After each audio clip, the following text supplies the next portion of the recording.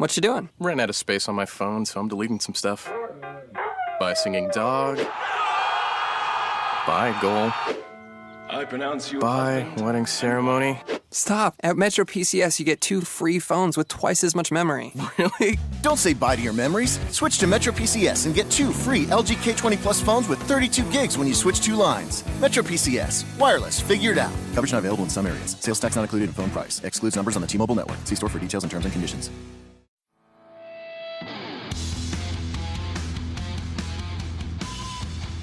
This is No BS Job Search Advice Radio. I'm your host, Jeff Altman, the Big Game Hunter, and this is episode 840 of this show.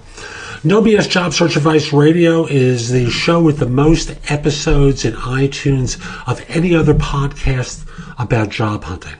And my second show, Job Search Radio, is number 2. And this show, like the ones from most of the last week and change, come from Job Search Radio. It's an interview that I did with John Livesay, who talks about pitching ideas. Now, normally he works with investors, and his own experiences and some of what he coaches relates to job hunters. So this is the last on this series. We go back to the normal format tomorrow, and I hope you found this show, or you find this show and the ones from the last week or so to be helpful to you. And if you have, please join me on Facebook at facebook.com/nobscoachingadvice.com and connect with me on LinkedIn at linkedin.com/IN/the Big Game Hunter. Now let's get going. This is March, and baseball is getting ready for a new season. Pitchers and catchers and everyday players have all reported.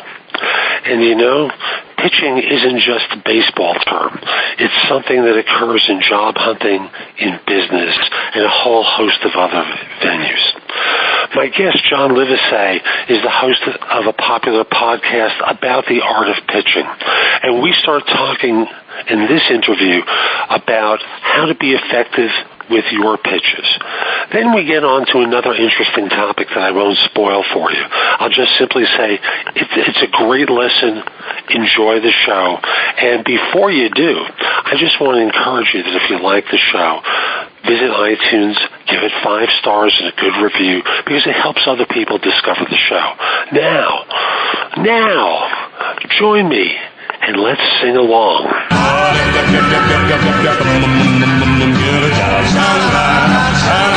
Are you looking for a new job or interested in leveling up?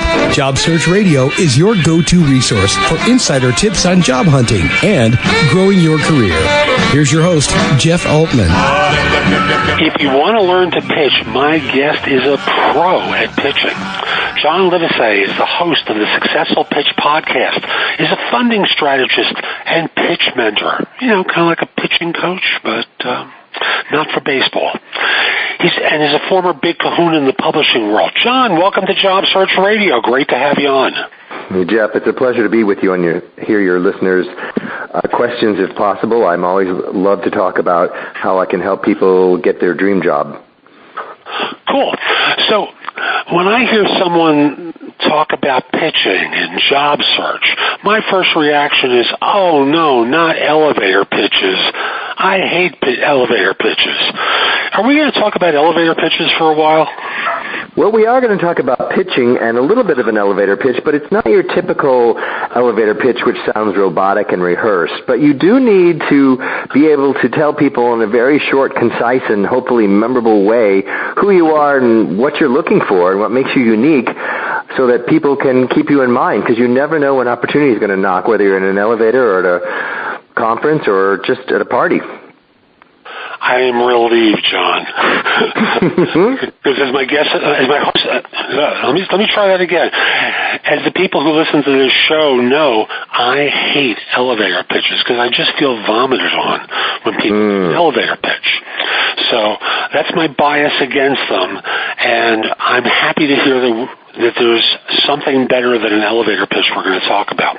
So let's use yourself as an example of the kind of short presentation that you might do meeting someone for the first time. Sure. Somebody was at a cocktail party talking to me. I'd say, you know how most tech CEOs are very left brain and they tend to talk about how things are working in numbers and a bunch of acronyms that nobody can understand? Most people go, yes. And then I say, well, you know, what I do is I translate that left brain speak into right brain storytelling. And Plato said storytellers let us, you know, rule the world, and people end up remembering your stories more than your numbers. And I help people become master storytellers so they can get their startup funded. And when that happens, their business takes off. I love what I do. Interesting. So that was an example of one where you talk about yourself in the context of your funding work. Exactly. Great way to present it. Now, if you're the typical job hunter and meeting someone, let's say this is an engineer, so I'm going to make this challenging here, because engineers, as a reputation, are not quite as verbal and social as podcast hosts. Right. So, how might this person do it? Electrical engineer, computer engineer. Electrical engineer, yes. So someone says, this is an electrical engineer who's out of work at the moment and looking for a job. Is that an example? Let's do that one, yes. Okay, got it. Because people speak differently if they're currently employed and open to opportunities versus unemployed and looking. So if I'm an electrical engineer in between jobs, as it were, and someone says, what do you do? And you would say, well, ever since I was a child, I've had a passion for figuring out how things work, and specifically how electricity works. And so I became an electrical engineer and worked at XYZ company for a number of years. And when I was there, I got to take my passion for engineering and help the company grow their revenues by 20%. And now I'm looking for the next opportunity where I can take my passion for electrical engineering and make it something that makes a difference in the world. What you've done is humanize the pitch. Exactly. You talk about yourself as a human being who, as a little girl or as a little boy, dreamt of these moments where you'd be in the lab. Who knew you'd wind up being at a desk in a cubicle, but that's a different story. But you always dreamed of doing this, took a lot of steps along the way to get there, and now you're looking for something that. Very nice, John. Oh, thanks. Now, if this person is working, how might that pitch differ? Well, it starts out very similar, right? You talk about how you've always, as a child been fascinated by how things work, and now you've taken that passion and taken it into, your dream job of doing XYZ and how long you've been there, and you talk about one of the things you love most about your job is the culture, and that it's a place where people are encouraged to be themselves, grow, and learn, and in fact, you've had the opportunity to be promoted once in the 3 or 4 years that you've been there, and that, one of the things that keeps life exciting is being open to change and leaving it that generic and open. Very sweet. Very sweet. The one thing that's obvious in both of these examples is the notion of the story. Mm-hmm. Exactly, Jeff. Why do stories matter to people? Well, it's in our DNA. If you think back to when we were cavemen, we used to sit around the campfire and tell stories. And now we sit around the globe of a PowerPoint presentation if we're in a meeting or if we're talking to people, because people are engaged in stories. It engages our right brain where imagination comes through. If I say to you, let me pitch you something, then you go into your left brain, you start talking about numbers and how much it costs and analyzing it. But if I say, I'm going to tell you a story of something that happened to me or someone I know, then you sit back and relax. You're going to tell me a story. You're not going to try to sell me something. And in a story, we expect that there's some kind of problem, there's some kind of hero, and ideally there's some kind of resolution or lesson learned that we remember and like hearing, and that we can possibly even retell to some people. It's funny, there was a show I did recently with a guy named Ron Nash, who has written about LinkedIn for years. And we got into this conversation about the typical LinkedIn profile and came up with what I can only call the Italian recipe for LinkedIn profiles and recipes. And it's the acronym PARM. Uh-huh. So the acronym stands for problem, Right. The beginning of the story, what actions you took. This is where you start the hero's journey. Yep. The results that you got. Ta-da! They brought me into the village. I'm wonderful. And the metrics. What was the measure of the success? How much money did you help them make, or help them make or save as a result? For some reason, I'm tongue-tied today. Very interesting. So are you doing the same sort of thing in the pitch? Yes. I didn't quite see that in the examples that you gave. Well, because at the moment, when you're looking for a job and you're just doing a casual conversation to somebody about who you are and what you're looking for, you don't necessarily have to go into great detail about, you're in a particular problem, because you don't want to seem desperate, like dating, right? So you want to be someone who's already confident, but you can certainly talk about problems you solve. Once you get people, the whole goal in an opening 90-second elevator pitch is to intrigue people, capture their attention, so they say to you, "That's interesting, tell me more." And once you get that permission slip, then you go into problem, solution, results. So if you say, if I was talking about my former job at Condé Nast when I worked at W Magazine, and someone said, "Oh, that sounds interesting, tell me more," or if I'm in an interview, one of the questions that you almost always get asked is, bring your resume to life, right? Which is the open invitation to tell me a story. So I would tell a story of how one of my big clients was Jaguar, and they had a big problem that people, didn't really think of it as moving sculpture, and they wanted them to think of Jaguar as moving sculpture to justify its price. And so the solution that we came up with was to connect them to the LA County Museum of Art and create a whole event where we would have W Magazine and the Museum of Art co-sponsor with Jaguar a private dinner party, and we would pick people up in a Jaguar and take them to an exclusive restaurant with a private room, and then people from the museum would speak about art, and there'd be somebody there from Jaguar talking, so Jaguar was literally becoming part of the conversation. And in between the courses, people could take a test drive of another Jaguar, and at the end of that event, Jaguar sold 2 cars, and W Magazine got 10 pages, resulting in $500,000 worth of exclusive business, all because Jaguar's problem was solved, that they became connected and part of the conversation about art. And what's fun about that example is the creative approach to this, because I think a lot of people, as they job hunt, get kind of robotic. It's a linear thing. I send my resume for the job. I wait for the phone to ring. They call me. You go step by step in this process, and there's little that is humanly engaging in it. Right. And that's where I could... From my experience, you typically, you have to have a phone interview before they even will see you face-to-face. So you have to really have your points of what makes you different, and the best way to do that, in my opinion, is have a story that engages the potential interviewer, that makes them, God, I got to see this person in person. If they're this interesting over the phone, I can only imagine what they're like in person. Bingo, and I agree, and I want to pick up on that in just a moment. But first, let's have take a pause here for a word from a sponsor. We're back. So, John, let's use that example of the phone interview, where generally there's an HR person on the line calling up to basically say, "Hi, I received your resume, wanted to have a chance to talk. Is this a good time?" Do you encourage people to just do it right then and there, or delay so they can be mentally ready? I encourage people to be ready all the time. If you've got somebody on the phone that wants to talk to you, I'd be ready. I wouldn't need time to gather my resume or gather my thoughts. And what that requires is preparation. Arthur Ashe has his wonderful quote that the key to success is confidence, and the key to confidence is preparation. So I think you need to practice, talking to people so that when you do get that phone call, that if it's a good time for them, it's a good time for you.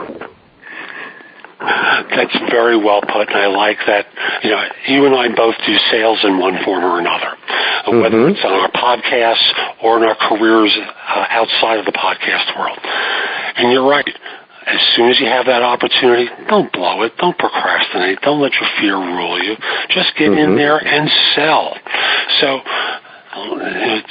you get the ever popular "tell me about yourself" question. Yes. First conversation. Well, Jeff, a lot of people are afraid to feel like, I don't know how to sell myself. I'm not interviewing for a sales job. And I tell people, to sell yourself, just be yourself. And the best way to be yourself is to become a storyteller. And once you take the pressure off of having to sell yourself and just realize you have to become a storyteller, it's much easier for people to think of themselves as storytellers than salespeople when they're in an interview. So with that, they get to tell me about yourself in that first phone interview. So let's say I received your resume, your background looked interesting, wanted to have a chance to talk. Is this a good time? Yes. Great. So tell me about yourself and what you've been doing professionally. Are they going into the pitch then, or are they waiting? Yes, absolutely. In fact, what you do is remember that your life is a story. And a story has a beginning, middle, and end. And I had this exact situation when I was interviewing at the Daily Beast, which is a website that Tina Brown launched with Barry Diller owning it. And what I said was, I grew up in the suburbs of Chicago and went to school in Champaign-Urbana and loved what I learned there about advertising. And when I graduated, I moved to California and got my first sales job. And I took all my Midwest values of showing up on time and doing what I was saying I was going to do and not being flaky, and took that, my initiative, to California. And the person interviewing me said, I lived in Chicago for a year, so I know what you mean about Chicago people doing that.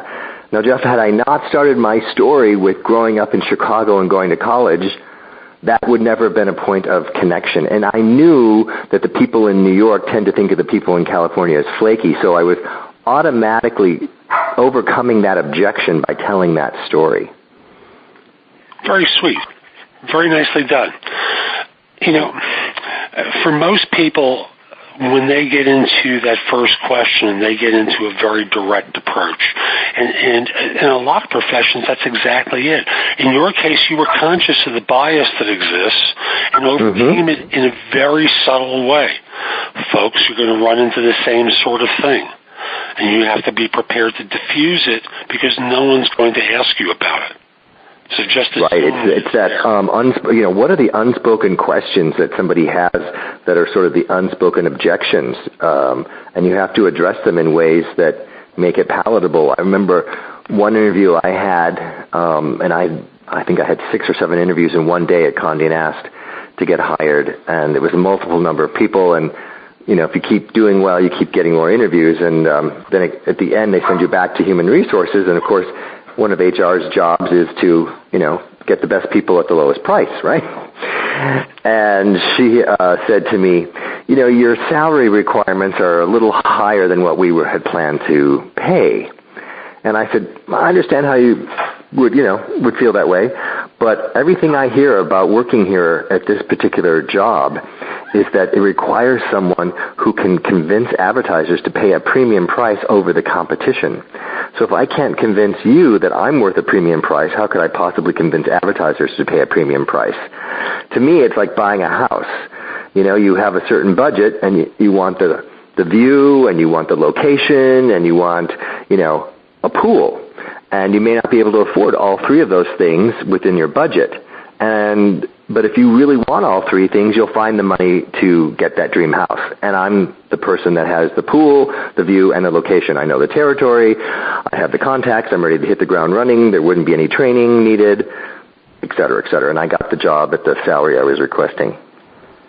And folks, I'm going to pause here and just say that, particularly if you're in sales, particularly if you're in some revenue-generating function, you understand that their job is to, as John has said, is to drive the price of the hire down as low as possible, as early as possible, particularly when you don't have a lot of information. And your job is to keep that door open and to demonstrate how you provide the value. I was talking to a guy yesterday through LinkedIn, and his scenario was, as a sales guy, he had worked for a firm before, was being considered to be brought back in, which I know is going to lead to a good story, John. But what area was the immediate manager he had before gone, that one was replaced by someone who didn't know him. His peers and other managers wanted to bring him back, and he sensed that there was another contender in play, and he wanted to know what to do. And I just simply said, "You're a salesman. Go sell." Yeah, because you'll be in that situation. You always have competition no matter what you're selling, and nobody wants to be selling just on price. Then it's a commodity. That's right. So I know you got rehired at a particular point. Tell us that story. I'm going to get my slippers, and I'm going to get a hot toddy, and I'm going to sit down and tell me a nice story, John. Well, once upon a time, I worked at a company called Condé Nast for 14 years, and in 2009, the economy was really tanking, especially in the luxury market, and they hired an outside consultant firm to come in and figure out how to cut costs. And that recommendation was to lay off everybody in all the outside offices and cut 30% of the staff in New York. So I got that phone call, and it definitely rocks your confidence. You think, what? Are you sure? You can't figure out a way to keep me, and it's very challenging not to take that personally. And they wanted me and everybody else to clear out their desks that day. And I said, well, don't you want a turnover report? So you know which ad should run on which issue and which page? And they said, oh, my God, that would be amazing. But most people are so furious here in New York, they're just storming out. And I said, oh, I couldn't do that to the clients. I've known them for 14 years. I've seen them get married. I've seen them have children. I'm not going to do that to them. So, before I cleaned up my office that day, I took the time to write a turnover report and make sure that they knew which ad should run where and what the next steps were on everything that was in play. And my boss obviously appreciated that, and then I had to go reinvent myself, and I learned how to sell digital ads instead of just print ads, and that was the Daily Beast job. And I was there for a couple of years, and then I got a call back from Condé Nast saying, would you consider coming back? We need someone who has not only print experience but digital experience, and a lot of the clients that had been running left and seem to have followed you to the Daily Beast, and we want them back in print and on our website. And we have a new editor, and we'd love to have you back. And so I said, yes, I would love to come back. And when I came back, the clients were thrilled, and one of them said to me and my boss at an event, if either one of you had a hint of arrogance, this would never work. She had to be willing to admit that it was a mistake to let me go, and I couldn't come back all arrogant thinking, I had to come back with a sense of gratitude and appreciation and saying I wouldn't come back if I didn't feel like I could bring those accounts back. And in fact, I did deliver and brought all those accounts back the following year and won Salesperson of the Year, not just for the magazine, but for the entire company. So it turns out that there's a whole phrase for this called the boomerang employee, where you leave either on your own accord or not, and then get hired back for whatever reason. So I think the key lesson there is, whenever possible, always leave on a high note. You bet. And I want to dissect the story for a second and compare it to one that a friend of mine experienced who was in a completely different field. And let me tell that story. And then we'll compare the notes here. Sure. She was an auditor for one of the global banks in New York and left. It was well regarded, but there came a point where she felt stifled in her career. She accepted position with another firm, and then comes the exit interview, where they're talking with her, and eventually she's brought into the office of the president of this global bank, who she'd never met before, but he's reading the report about her and says, you've really disappointed a lot of people by leaving. I won't insult you by trying to make a counteroffer. I just want to say that if you ever consider leaving that firm, please call my office. This is the phone number. 3 years later, she did and was rehired. So Great. Let's compare the two stories here. One's voluntary and one's not. That's the first big difference. Yep. So were you both doing a great job? Yes. Okay. did you both go out properly? I'm using that term with air quotes around it. Sorry we couldn't do a video on this one, folks, but just imagine air quotes from me here. I would say yes. Correct. And as such, when there was an opportunity to return, neither of you felt jaded by the experience, and more importantly, neither did they. Exactly. And that becomes a formula, folks, because this job that you're looking for right now may not work out as you hope. At the end of the day, you want to always be in the position where this employer that you're working for now is one that doesn't hate you. If anything, they love you, admire you, adore you, and believe, the ground parts before you. Exactly. They want to bring you back. So it's a great story, John. So, thanks, Jeff. You're welcome, and it's a good lesson for people. So, were there any other things that came into that you think contributed to you being someone that they would want to bring back? Any particular formula to this that others could look at as part of their journey? Well, I think the big formula is even when things look bad or you feel like this is horrible, take the high road and try to see the big picture and don't take it so personally.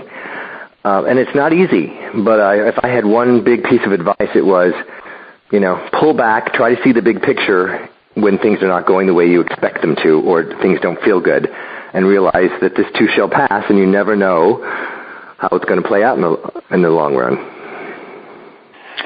Agreed. And I'll add, another thing in there. At the end of the day, it's all about you winning, not your ego. Yes. 2009, the earth opened up in the middle of the global economy and was swallowing everyone and everything. So it became, it was not unique to you, obviously, that this occurred. So I think the other big lesson for me, Jeff, that may be helpful for your listeners is who you are is bigger than what you do for a living, regardless of how long you've been doing it or how fancy your title is. That just because you may be out of a job doesn't mean you lose your identity or your skills and your essence of what makes you a valuable human being, let alone a valuable employee. Amen, brother. Have you ever been in a situation where, in leaving an organization, you had to deal with a counteroffer? Yes. And for me personally, I don't think you should take counteroffers because I think they end up resenting it. I think if you don't feel appreciated in any relationship, business or personal, you should get out. And and I've seen it happen in personal relationships where someone says, okay, don't leave, I'll change, and then it never really lasts. So that's my take on that. I don't know if you agree with it or not, but that's my experience. I think statistically it's rare that they work out well. I know there's a classic piece of agency lore that they try to propagate on job hunters, that what's happening is that you're only getting the next raise a little bit early, they resent it, and then there comes a time where you and someone else are competing for a role, and they have a choice between hiring you or the loyal person. Right. That's the classic agency pitch against using it, accepting a counter. And the truth of the matter is they don't usually work out, and yours may. And you got to be real cautious to understand the organization, the people there, whether they're likely to resent it or whether they can let bygones be bygones, just like you're being asked to do. And if the only thing that it's about is the money, well, you can probably do better elsewhere and not have to risk this all. Exactly. So, hey, John, this has been terrific. How can people find out more about you and the work that you do? Sure. Well, if anybody wants to get my 3 mistakes to avoid when you're pitching anything, whether you're pitching for funding or pitching for a job, you can text 66866 and the word funding, and you'll get a free PDF from me. And on my website, which is sellingsecretsforfunding.com. I have a free ebook where I've taken 5 of the top investors and they share their secrets on what they look for when they hear a pitch. So that's today's show. I hope you found it helpful. And if you did, here are a few ways to connect with me.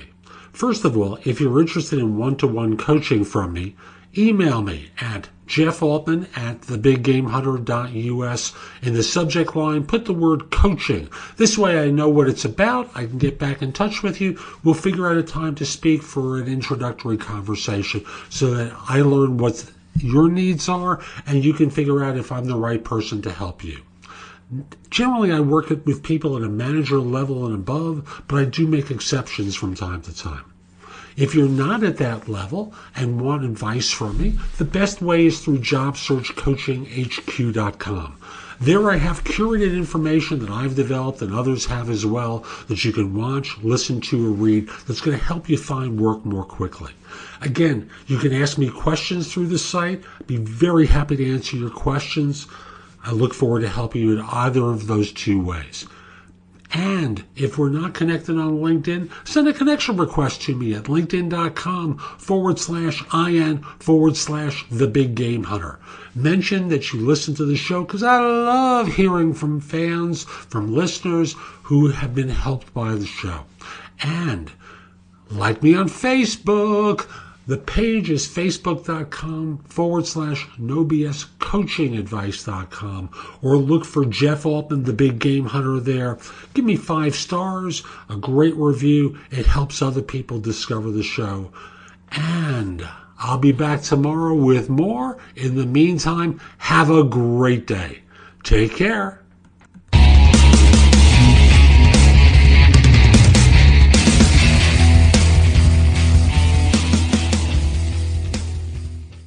What you doing? Ran out of space on my phone, so I'm deleting some stuff. By singing dog. By goal. I pronounce you. By wedding ceremony. Stop. At Metro PCS, you get 2 free phones with twice as much memory. Really? Don't say bye to your memories. Switch to Metro PCS and get 2 free LG K20 Plus phones with 32 gigs when you switch 2 lines. Metro PCS. Wireless. Figured out. Coverage not available in some areas. Sales tax not included in phone price. Excludes numbers on the T-Mobile network. See store for details and terms and conditions. What you doing? Ran out of space on my phone, so I'm deleting some stuff. By singing dog. By goal. I pronounce you. By wedding ceremony. Stop. At Metro PCS, you get 2 free phones with twice as much memory. Really? Don't say bye to your memories. Switch to Metro PCS and get 2 free LG K20 Plus phones with 32 gigs when you switch 2 lines. Metro PCS. Wireless. Figured out. Coverage not available in some areas. Sales tax not included in phone price. Excludes numbers on the T-Mobile network. See store for details and terms and conditions.